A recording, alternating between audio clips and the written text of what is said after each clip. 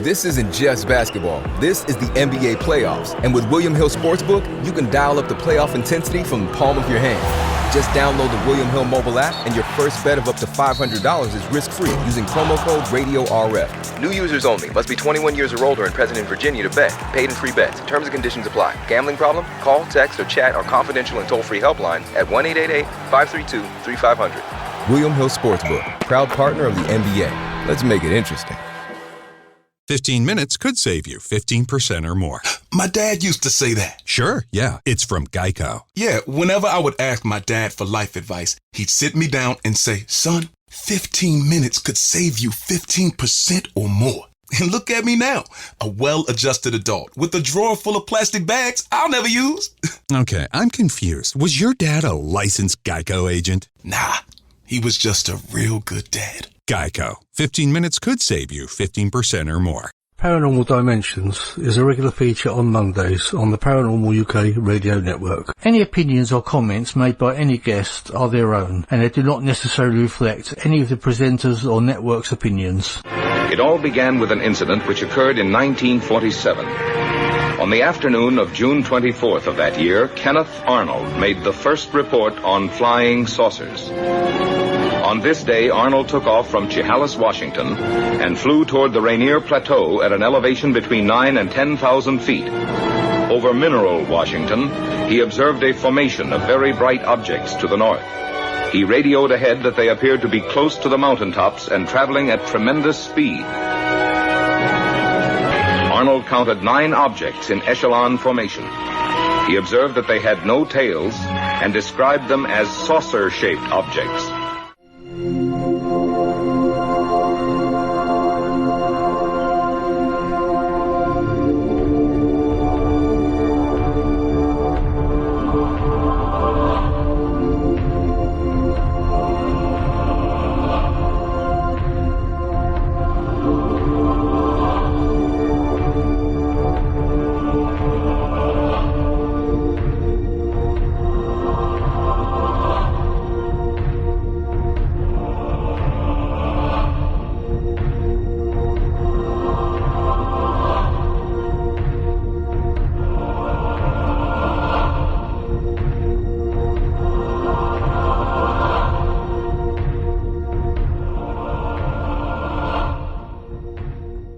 Hello, this is Ronald Kinsella, and you're listening to the Paranormal UK Radio Network, the UK's biggest paranormal network, and this is Paranormal Dimensions with David Young. For me, this is the kind of show that I like doing most, where you basically just have a freewheeling discussion, have a chance to go off on topics. That's what's going to make you an outstanding player in the field. Just keep doing it.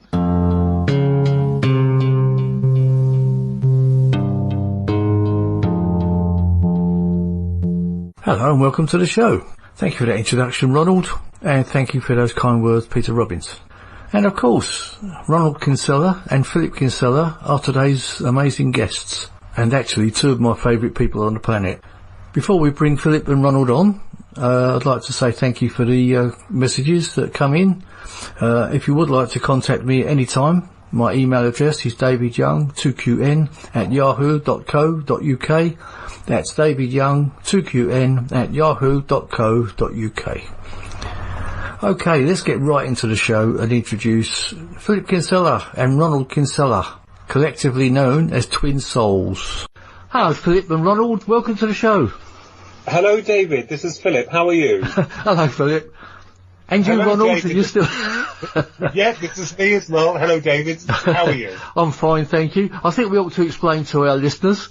I was just talking to you off air, and you do sound very alike, so we might have to interject here and then to find out exactly which one's talking, but we should be okay. Tweedle and Tweedledee. There you go. So that was a good example. Which one was that? Anyway, how are you both doing? All right? Yeah, I'm doing fine, thank you very much, David. Other than the very sad cancellations of the conference this year, but with regards to Laughlin, Ronnie and I are going next year, And of course, the Outer Limits magazine, the conference for that, created by Chris Evers, is also next year. And we've got another paranormal one that I know you're coming to as well. March, isn't it? March, I think it is. Yeah. That's it. We can wind the show down now. You've done it all. What? No, I'm joking. No, I suppose we ought to talk a bit about that, because you were going to go off to the States to Laughlin. That's Nevada, isn't it? When was that? That was pretty recent. That was supposed to have been soon, wasn't it? That was actually June the 6th. Yeah. June the 6th, but unfortunately. So you'd be there now, probably. Still, maybe, or maybe back by now, yeah. Yeah, we would have been back by now, but unfortunately, with all the travel restrictions and the red tape that had been imposed, had made things very difficult for us. And Philip Mental, bless him, did contact us to ask us, guys, do you still want to go or do you want to leave it? Because, and thankfully we did, because all of the British UFO researchers that were going to go there couldn't go in the end, as we found out. So I think we've made the right decision to kind of hold back. And Bob Brown from Laughlin has been an amazing guy, really very understanding. So we're really looking forward to going in 2022. So it was quite disappointing, and so it was just confusing, David. There's all this red tape and all these tests that have to be done, and being amber, isn't it, as well on amber? And we didn't even know what that. I mean, you know how I feel about all that anyway. I won't go into the details, but I think it's all crazy. I mean, because the thing is, it's all this stuff about having to go into isolation when you get. I don't know if you'd have had to go into isolation would you? To be honest with you, I mean, when we discovered that it was an amber state, and that we really had no idea. We were checking up on the website, and it was really confusing. Well, basically, it was negative. We couldn't go. We couldn't go. So, and also the costs of the tests that had to be done. I mean, you're talking about a lot of money. Yeah. So, at the end of the day, you would have been, out of money, out of pocket before you even got there. Yeah. So, we decided that, the best thing to do is to hold back and see whether or not these restrictions will be lifted at some point. But it did make me laugh, and I've got to say it. I mean, with all that's going on in the world, the summit that was held here in England, Biden comes over, doesn't seem to self-isolate, and when you see all the images of all of the people 1 minute wearing masks, then behind the cameras, for the cameras, I saw all that. They were all laughing and joking, being in very close proximity and enjoying themselves. So it's kind of, I think that they're sending out the wrong message to the general public, and this is why it's confusing. And I don't think that they've got this really straightened out in any way or form. It's a little bit all over the place, and it does inconvenience people. And it appears to me that it's one rule for one lot and another rule for another. Yeah, sure. It actually looks like they're taking us for fools, doesn't it? Because. I think if you go back into the past, I mean, if you're talking about the deep state as they're known, and this is something that's been going on for a very long time. We were discussing earlier, weren't we, David, about the UFO phenomena? I mean. Just taking that as one example, as well as the one that we've been talking about with the word that we can't mention, but with the UFO phenomena, that has, a lot of people have been led to believe, or the deep state were so intent in covering the reality, and even to the point where the deep state was using and is connected with the media machine to ridicule the subject. And now, what's really incredible is that these personalities are coming out now and saying, I kind of always believed, and all of a sudden become experts. Not that there are really any experts within the field of UFO studies, because we still don't know what we're dealing with. I agree, But you see what's happening now.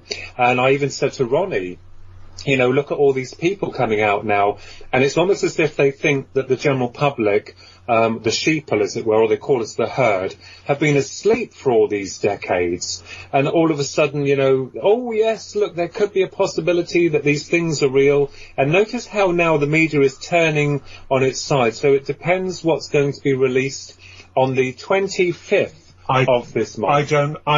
David, I don't believe they're going to have disclosed as we think. I've always said it. Do we really think they're going to disclose aliens existing or extraterrestrials? They're going to do it in a way where they're going to say it could be, but it may not be. I reckon like they would normally do it, yeah.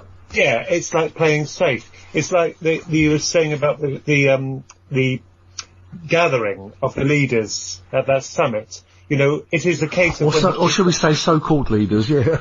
Yeah. When the shoe's on the other foot, that was disgusting. Yeah. They're supposed to be setting an example to the people. After all, they initiated the instructions, and then they are swanning about doing what they want. Yeah. So when it comes to UFOs, no, I personally don't think... I'll just say that I'll be very surprised if they do admit the fact that there is an off-world intelligence. I just personally can't see it myself. No, I can't see it either. I mean, also going back to the when they flew over to Cornwall, I mean, as you know, in this day and age, they could have done a Zoom meeting just as easy. Everyone else has been expected to do Zoom meetings, haven't they? You know, not to go anywhere, just stay at home. Yeah, well, I've had to do, like all of us have had to do them all the time. So, you know, at the end of the day, it just goes to show that, you know, the word conspiracy theorist, as we know, was created, I think it was by the CIA, the Central Intelligence Agency, and that's inception came with the death of John F. Kennedy. And it is a psychological weapon to turn the finger of doubt upon the inquiring mind, and a safe route to say, well, don't talk to them because they're crazy. But what's interesting is that I think we're seeing a lot of attitudes beginning to change now with regards to the reality of the UFO field, which you know that we're all really very much passionate about. Although even if they did, and when I say they, the Pentagon or whoever's behind it, do state lightly that UFOs are real, but we still don't know where they come from.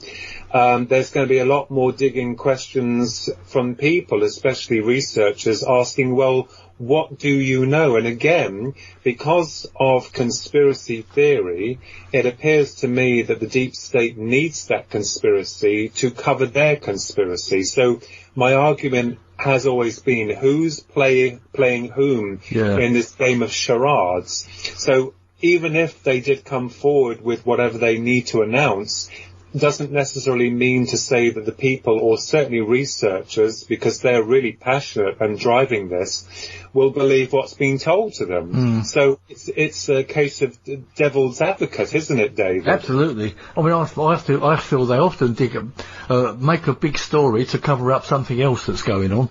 You know, I think that happens all the time. You know. Yes, well, as we know, that most of the media is faked anyway.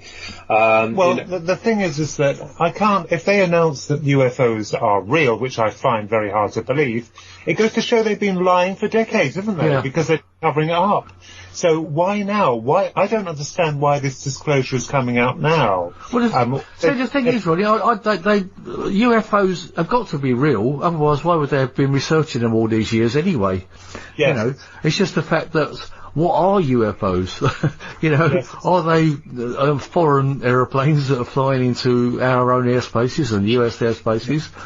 Or are they interdimensional, or are they extraterrestrial? You know, it's like, that's the question, isn't it? Yeah, you know, I've always stated that with the UFO phenomena, looking at it, I think that there appears to be two stages to this. And as we've understood, that the viewing of a craft in most cases, when it's in close proximity to the witness or witnesses, seems to distort the space around it or time. And in a lot of cases, I think we're not just talking about a spaceship coming from another planet, which opens up the speculation of whether or not these things are interdimensional, as though they are transversing both space and time or dimensions. Because when the viewing of the craft is observed, sometimes there comes a level of high strangeness, as though the object or the craft, as we call the UFO or AUP, or UAP, sorry. They changed the name, and it's the same thing. Yeah, that was so. If you're searching for UFO online, you won't see the UAPs, will you? No, and it's rather like I keep getting that wrong because I'm thinking, well, why have they changed it? Because it's exactly the same thing. They just used a different acronym. Unidentified aerial phenomena. In case everyone's wondering what it is. Unidentified flying object, and it's still in the air, isn't it? Yeah. Or mostly, this is under the sea. But going back to the experience, the second part of the experience heralds a complete connection or psychological connection between whatever's behind the force of the object, and then ingrains itself within the psyche of the human that's going through the experience. So, on a theoretical level, I think we're looking at a phenomena that runs much, much deeper, and not just a question of, we've got a spaceship coming from another planet. There's many other complex issues that need to be explored within this, and that's something that Ronnie and I have both been looking at. Yeah, I mean, they're not coming from any other country. We know that because we see them. This technology is 500, perhaps 1,000 years ahead of anything we humans have got. I mean, you're not hardly going to say Kim Jong-un is developing them because his missiles explode in midair. It's not America. No. It's not. So, and what they're going to invent, a superstate that's underground, say there's a continent we've never found, but it's human.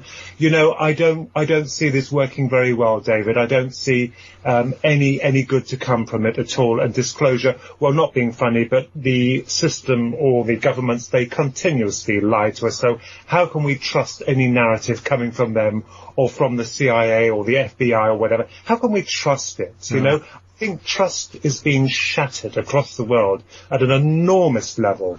Trust is being destroyed. And, of course, the lie upon lie upon lie. I agree. I think all governments seem to be a lot of self-destruct calls, don't they? I mean, I think there's more and more people that are waking up to find out that their governments are lying to them, Yeah. Oh, yes. I mean, it's not just with the UFO field of investigations. It's also the psychic phenomena. And if you really go into this, if you start looking into this, ordinary folk will say, I don't believe in it because I believe what I see on the news. But if you start researching and, yourself looking into this, you begin to realize that this is not something that's just happened in terms of so-called silencing and conspiracy and control. This is something that's been going on for a very, very long time. And as we understand it, with regards to freedom of speech or, now with regards to social media being controlled, what's very frightening is that... Yeah, I was going to say, what freedom of speech? It seems to be... you can't do it now. You just get kicked. I mean, I've just been on a 30-day ban from Facebook for just asking a simple question. It's crazy. I think the system, I call it the system, because it's always controlled by nameless, faceless bureaucrats. You never know who they are because they disappear. Yeah. They are very small within their minority, and they're also very wealthy, and they have control over the media cartel, all these companies. And what's happening, I think, with a lot of people who, or shall I say sheeple, as they term us, who are looking outside the box. This is why a lot of researchers and explorers are watched or kind of like, to see what they have, what they know, and who their contacts are. And this is something that's a reality. I mean, if you take David Icke, for instance, and what happened to David was awful because they not only banned him from social media, they also stopped his books being sold in Waterstones. And I think that's a little bit harsh because... okay, so you have a belief and you're driving that belief, who is it hurting? People can just switch the program off if they don't want to watch that program anymore of David Icke, or they don't have to buy his books. The same with Alex Jones in America. So systematically, you'll see how the media machine come in and they start to very slowly make an example of these people, these wonderful people who have what they thought was freedom of speech. And isn't it surprising to find out that a lot of what these guys were talking about and have been talking about for a very long time are starting to come into effect? Yes, it's It's becoming quite alarming, and we have to admit this, all of us. And we can even see the rise of a fascist state. Yeah. We're seeing it already. I mean, we read every day these ridiculous new rulings about what you should call someone, what you should do. It's pathetic. It's like a Noddyland nonsense. Yeah. Really is getting to the stage. And of course, I always stated this, David, the rise of technology has been used against us because the mobile phone, to me, is the worst contraption ever devised. The only good thing about it is to assist when you're in because every person on this planet now has most of them, the ones that are wealthy enough, have them pressed to their noses and they're reading all the fake news. Maybe that was the big plan in the first place, Ronnie, because, you don't see, hardly anyone walking down the street now without a phone in their hand and their face is glued to it as they're walking along. Not being disrespectful, but even profile pictures are faked, and I'm not going to be rude here, but sucking all the fat out, and changing their images, take it off, or for here, or for there, it's just, and it's becoming, people are represented on there that are completely not who they say they are. Yeah. You don't have to have real plastic surgery now, you can just do it on your photos, can't you? Well, the shock is that moment when you actually meet them in the flesh. That's where all the truth is revealed. That's why you got a big shock when you met me, wasn't it? No. but you see the point I'm making, David. It's like these things, these, as I call them, digital demons. Yeah. These things that are brainwashing the young, and it's also killing social skills. Absolutely. Social skills. When we were younger, as you know, all of us when we were younger, our age, I mean, I'm not that old, but middle-aged now, but when we were younger, it was a completely different world. Yeah. And the young people don't seem to understand the world we lived in then, where respect and sincerity was much more common than it is now. Absolutely. I mean, I think that the humanism's just being wiped away from everybody. I'm a little bit older than you two, and I remember being brought up on things like, like the Lone Ranger, where you were given good and evil, and you knew that you wanted to be on the good side. But I think kids are being brought up now, everything's grey, isn't it? There's no sort of real good and evil anymore. Well, you hit the nail right on the head, David. Grey, and the greys, they're grey because when we look at the research, our understanding is that these beings are of one mind or one hive consciousness. And what's interesting to see is that perhaps that through this acceleration of technology and also the distancing of human emotions, empathy, that the system wants us to be of one mind with devoid of any form of identity and not able to think outside the box, but, plugged into an AI unit. And I'm sure that, this is the way that they want it with regards to the future. And all I can say is that from those people who have awoken, many people who are listening to this program and like yourself, people have awoken to this. It's not like someone flicking a switch and saying, I see the truth and I see the lies. It's because you have an awareness of the deception that's been occurring. And as I said, the deception is monumental. It's not just with the things that are happening in our world today, but also with regards to the UFO phenomena and other areas that people don't want to talk about. So it is quite a very multi-complex subject, but I think now a lot more people are beginning to become wise to the fact that they're saying, hang on just a minute, there's something not right here, because the system that we serve has done its damnedest to divide us, each of us, from one another. So when there seems to be some progress with something that is a good thing, all of a sudden something will be planted into the system and then, of course, create an uproar for us sheeple or herd, as they call us. And then, of course, that bogs everything down. And I do believe that there is this war, this conscious war,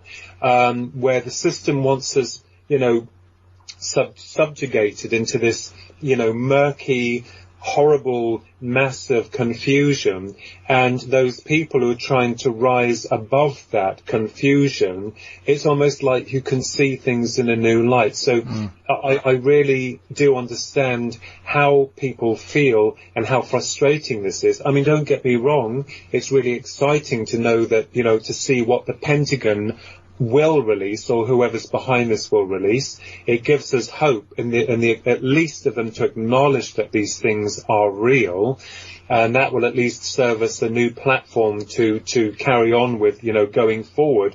But I think that's as much as we'll get. That's if they do. Well, the thing is, we know they're real, don't we? Oh, yes, we do, yes. Yeah. But as you were saying about the current state, I mean, I've noticed, you know, that racial hatred has been infused by the media. The media, I said this all along, are to blame for conjuring this all up and stirring the black ants with the red ants, stirring them all up. You know, they want war all the time. You know, we can see it. You know, people are afraid to say it. If you just say it, it's actually quite true. The media have been stirring things up. They're one of the worst criminals. The media itself, you know, and it's funny when something rises up about a politician or something, all of a sudden there's something else to take the emphasis off that. Exactly. I think we all can acknowledge that as well. It reminds me of the Hunger Games, you know, David. I don't know if you've ever seen that. The Hunger Games. I haven't actually. I did try to watch it once, and I couldn't get into it. But I think I ought to try. You know, I think I ought to watch it. You know. I think I did. Well, I did have them all on Blu-ray at one point, and I think I sold them without watching them. But I think I will have to try and watch those. The Running Man was a prime example. I remember that. The Arnold Schwarzenegger. Lovely Arnie. I mean, where the media was showing these people this wonderful competition, and you know, it's all nice on the outside, but when you got inside, it's all murky and nasty. Well, another thing a bit like that was Total Recall, another Schwarzenegger film, wasn't it? That was kind of the same, when everything was a bit surreal and you could go on this perfect holidays and, you know, be whatever you wanted. Yeah, I think also the really frustrating thing about all of this disclosure and whatever area of, discretion or, paranoia in those subject matters that we've been told don't really exist. If we go back in time, and it's almost as if the system is also trying to reconstruct the past into a new way, if we go back in time and we go to World War II, for instance, and not getting too deep because you have to be very careful, but no one would have believed exactly what was going on in certain parts of the world with regards to the extinction of human beings. It was right on their doorstep. And I think that a lot of what the system does is it's able to, deflect any attention away from the reality of what's going on, and then kind of like getting the public's attention into another area to sidetrack them. So I think that throughout history, this system, this mechanism, or whoever or whatever is behind it, has infused this divide mechanism with individuals, because even on social media you have people attacking other people on simple matters. So I think this is where the frustration lies now. I think what's going to be really good though is if the Pentagon state that yes, UFOs are real because we don't know what they are, it would give me a little bit of warmth, not in a cocky way, but from all those people that have mocked or taken the mickey out of you when you yourself have gone through the said experience. Yeah, we've all been through that, haven't we? Saying, you're in that case over there. Yeah, and then you'll see that either one, they disappear, or two, they won't ever mention it. Yeah. So, there's a lot of psychological factors that have to be taken into consideration with regards to this. And, as I said, doing the research onto the deeper levels, not just the here and now, but going into the past of this control mechanism, it's also linked with religion, and you can see what the system wants to do with the people. But what's really refreshing is that I think now it's wonderful to feel that more and more people are getting a grip as to what's really going on. And there was a new thing, wasn't there, about them trying to ban protests? Yeah, that's right. And now, why would they do that? For the same reason they banned David Icke and what's his name, the American one, what you mentioned earlier, I think. Alex Jones, yeah. Yeah, and they just label them as nutcases, don't they, basically? But when you actually sit and listen to what they're saying, a lot of what they've said in the past is happening now. Well, if you took David Icke's last book, The Answer, and you flicked through that book, I doubt very much that the information in there is coming from someone that they consider to be a madman. He is a brilliant, wonderful researcher, and we miss, a lot of the shows that he was doing. But I think he's still doing them, isn't he, on some other feed somewhere? Yeah, he's got his own platform called Iconic, which I have actually joined because it's really worthwhile. But he does do a broadcast every week. From his own page and everything. So, and as for his selling books, I think he sells his books through Iconic and everything now. So, or through probably other avenues as well. So, and Amazon, of course, you can get them. So, I don't think he's losing book sales through it. As I said, it's really hard because he spent his life. With regards to researching this, as many other researchers have as well. And it is frustrating. But what is really lovely, David, is that we have our groups of people like, Philip Mental, Chris Evers, you've got Paul Sinclair. You've also got like Earl Grey Anderson, Peter Robbins, Dr. Irina Scott. There's loads and loads of people within this, symposium of UFO research. And it's really lovely to know that having that connection with them of like minds, yourself included, that we all understand and, try and bring things to the table in truly exploring what we're up against. Yeah. What we're discovering is what Ronnie's even of the same opinion that we are dealing with something that appears to gravitate on an interdimensional level of reality. I'm hearing that more and more, actually. The more I speak to people on this show, they all seem to be going the interdimensional route a lot more now. The tune has changed again, but it's not their fault or ours. Because admittedly, when I was younger, we would imagine they would come from outer space. I said to Philip, but maybe they are as well. Yeah, there's probably a combination. But maybe some are coming through interdimensional, and some are using dimensions and space. I mean, I considered because we don't know, as you know, don't know what they are. We know they're not military. We know they're not of Earth. 1,000 years ahead of anything we can conceive. And you'll have clever clocks who'll say, oh no, you can't be sure. You can, because when you're in their presence, when you are in their presence, it is completely otherworldly. It's not just seeing them, it's the feeling, it's the echo of them, the signature, the impression, because everything you were taught just completely collapses. It falls apart. All science, everything, all the morals you have completely collapse. It's quite shocking. Yeah. But we don't know where they're from. I mean, I'm very interested. It's quite possible that they are coming from underwater as well. I've heard some theories, because that's the perfect place to have a base. If you were off-world, because it's in a region where it's hard to get at. Yeah. So that's interesting, especially Antarctica as well. Interdimensional, yes. I think, as we said, more people are opening up to it. I'm of the opinion it's quite possible, because scientists are actually confirming now that the worlds brushing against worlds may not be so far-fetched as it was once portrayed in science fiction. So certainly interdimensional, but exactly what they are, we don't know. But it is interesting nonetheless. Absolutely. I mean, the water theory of being under oceans is really not a new theory, is it? It's been sort of, I remember reading about that back in the 60s and 70s, the theories of that, because a lot of craft were being seen in the oceans, or vast lakes or whatever.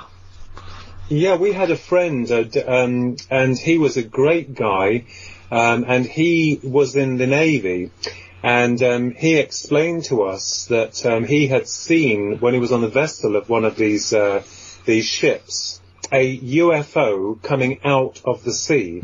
And I remembered this guy was someone who was very honest and very down to earth. And he told me and Ronnie that he saw this. So this is something that is going back into the past.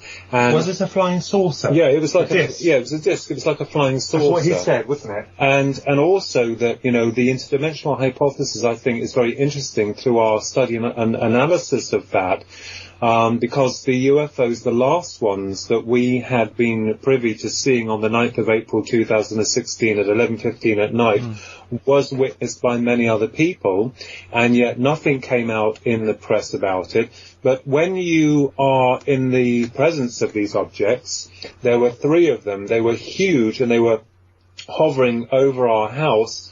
And I remembered that when I drove up to them and parked the car and got out, there was, Ronnie even noticed this, and a time where it felt like it just snowed. There was no one around, there was no cars. Now, granted, where we live, David, it's not a very busy road, but there are normally cars going up and down. There's someone walking their dog or coming back from the pub up the road. There was absolutely no one. So we didn't lose any time because I tracked the time as this unfolded.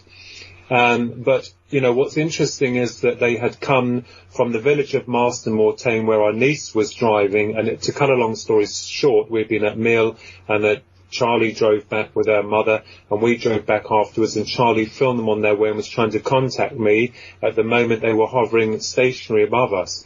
So when you say to people, I've seen UFOs, it's a whole different story when they are presented above you. It really is something that you can't explain. And when you're viewing their maneuvers, the maneuvers that they did, and the way that they moved was phenomenal and awe-inspiring as well. Yeah, well, Philip meant, David, what he meant by it's as if it had snowed, is that when we spoke, when there's been a heavy snowfall and you actually talk, it's like muffled. Yeah, I know what you mean. Yeah.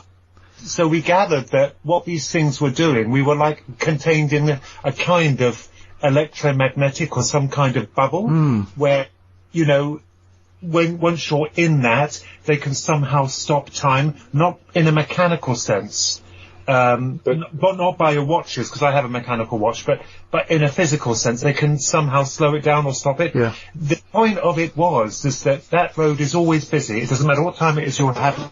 When they were there, those things, there was not a soul. You couldn't hear a pin drop. So this technology is amazing what they're able to do. So that's why we rule out any earthly attributes to these things. And so it is, Yeah, we haven't seen any since that time. We're always holding on to hope, but it wasn't something that, you never forget. And especially the maneuvers of the objects of what they did. And what was very interesting, although, we're not adding things on here or creating our own conspiracy, as it were, because it actually happened.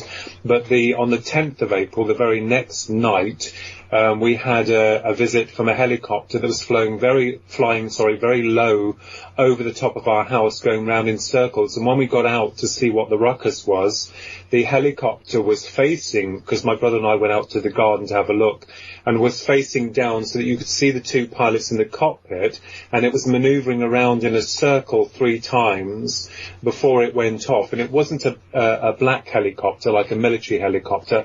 It wasn't a police helicopter. That much I did clock.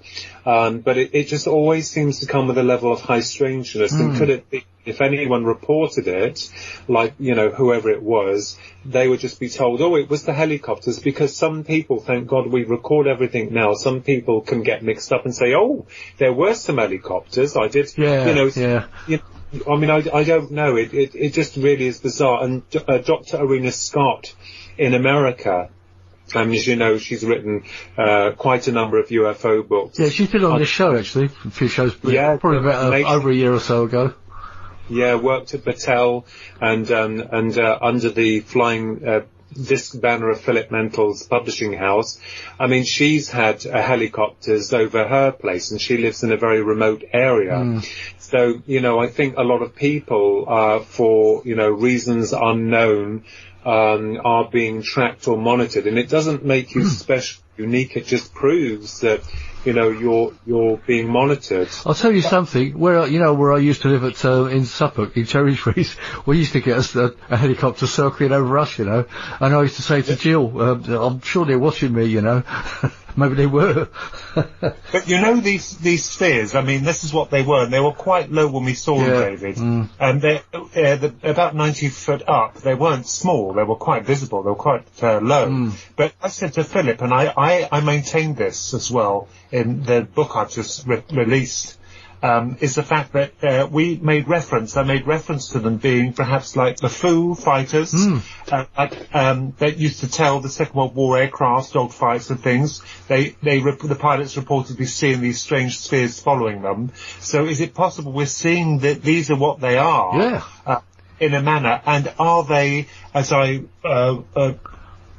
mentioned, electronic eyes or some kind of outward influence to these things we call alien? I remembered I went on another radio show, and I'm going to be honest with you, I absolutely hated it. It was one particular one, I won't mention it, but when I stated about the electronic eyes, the host actually sarcastically mused, "Oh, did it have eyelashes?" And I really hated that, but you get the general gist when I refer as electronic eyes being some kind of camera. Yes. So is it possible these things, it would make absolute sense. They would send these things out to watch us all the time. It would make perfect sense. Well, the funny thing is that you remember the Rendlesham case, obviously, with Colonel Holt. He actually said about a blinking eye, didn't he? So you never know, something like that could well be, I think it makes a lot of sense, to be honest. And obviously these Foo Fighters, back in the war days, the enemy thought it was our secret weapon, and we thought it was a German secret weapon, didn't we? And it was only after the war they found out, well, what were these things then? Yeah, but they realised that the objects didn't attack anyone, and of course that's what puzzled them. And then of course Churchill and those supreme commanders of the time covered the whole thing in a classified documents of top secret, but it was spoken about. So we can see that we're dealing with a phenomena that's been around for a very long time, and it would be really fascinating to know, if we glean any new information from the release from the Pentagon, whether or not they've determined themselves, and a little bit of respect to whomever, if they do release the information that we're looking at, if they do that, that's a big if they also conclude that these things are perhaps multidimensional, because this will make us aware that, we see things in a third-dimensional matrix. We're in a universe that's, to a degree third-dimensional, that this may prove that there are higher dimensions of reality, or even lower dimensions. I mean, what was that date you said? Was it the 26th? I'm sure it's the 25th. Right. This Friday. But so as this show goes out, you'll know the answer by then. Yeah. Because we might have to duck. But certainly with regards to the interdimensional hypothesis, I always say that, people wonder how these things come through and how certain UFOs integrate into our reality. I think that the whole paradigm of this is multi-complex, and I think trying to explain this to someone who doesn't understand is going to have quite a problem digesting this. Because as I've argued many times before, the phenomena is deep-seated within two parts to its construction, and where these beings or entities, as we call them, that are still a puzzle to many researchers, are able to interact on an individual level with the person going through the experience.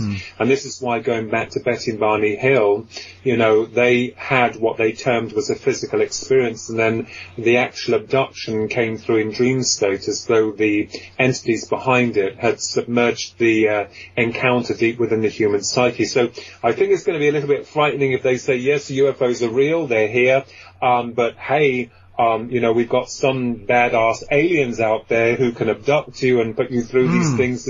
Yeah, I'm of different opinion of that, David, because I said to Philip, and I've written about this in this book I've had released, The Digital Demon, is the fact that it just surprises me that these people who have been allegedly taken by the aliens, there are so many different types, and I'm wondering to myself whether it's actually them able to change their faces to suit what's in vogue. I mean, the greys now are quite popular, aren't they? Whereas before in the 50s and 60s, they were the Nordics, the golden-haired, blue-eyed, and before them, I don't know what they were, but the ships... The little green men we used to have years ago. Yeah.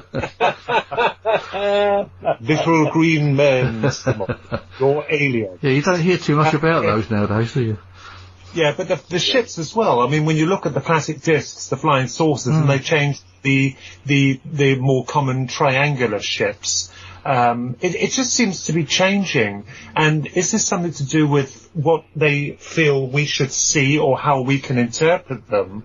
You know, if they are interdimensional, you know, if they're over that side, perhaps their structures are so different from us, and when they enter our world through a dimensional shift, they become physical or corporeal in a manner that it would illustrate their technological clout. You know, you've got to consider all aspects. You have people, as you well know, who will say, no, we've got it all figured out. They don't. No, of course None of no. us do. I mean, It's good. even when you've studied this, or say studied it, read about it, or learnt as much as you can about it, it's still very difficult to get your head around a lot of it anyway. You know? Yeah, I think, David, also that, you know, with regards to the phenomena, if it's coming from, let's say, a higher dimension, it's going to have to morph somehow into this reality.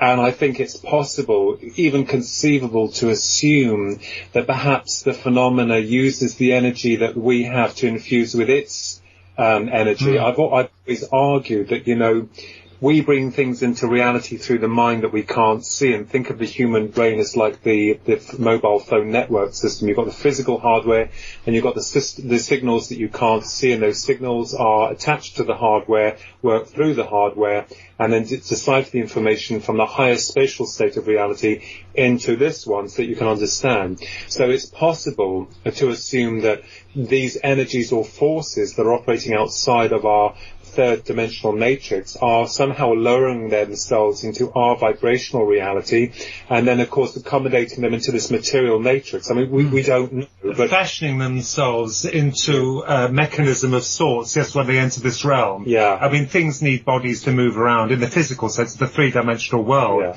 If they're from the fourth or fifth dimension, that would be quite different. As Philip Mantle said when I spoke to him about this, he said, "A simulation, Philip, like the Borg from Star Trek." Yeah, it was not to get a Star Trek in, doesn't it? Yeah. So it's interesting, though. I mean, you know, we don't have any answers to this.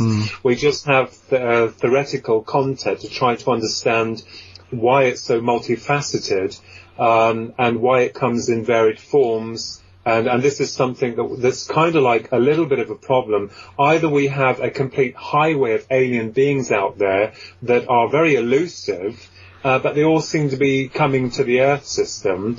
But what we want to know is, you know, what ones are we dealing with? And of course, it opens a can of worms of where they come from, their religion, their belief systems, their technology. You know, it's so fascinating. And the biggest question to me is why? Why would they come here? You know, are we really that interested? You know? I mean, really though, Philip, it's true, isn't it? And Ronnie, it's true. Are we really that interesting to them? Yeah, this raises another interesting point you've just brought up, David. I mean, when I researched, did a bit of research for my book, The Digital Demon, I actually looked back at the 50s and 60s where, when the aliens arrived, they proclaimed their concern of world peace, basically atomic warfare. They were very concerned about it. But why? I mean, you know, they reckoned it would cause some cosmic rift in the universe. I don't believe that at all. No. Well, unless you look at it from a dimensional point of view, because if they're existing on you know, in the same, how do I explain it? You know, in the same sort of realm as we are, but in different dimensions, maybe an atomic war would affect them in that way. Yeah, but I came up with an answer to that, because if that was so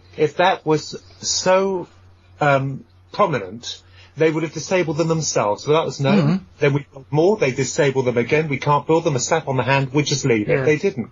So that rules that out completely, David. Yeah. I think also one of the main subject matters that I've been very much involved in are the greys, and they're interesting to see what these beings may represent. And, I can't conclude anything and I can't prove anything, but one of the things we have to take into account is the fact of their secrecy. Their modus operandi is concealed through, screen memories. They come like shadows across the wall.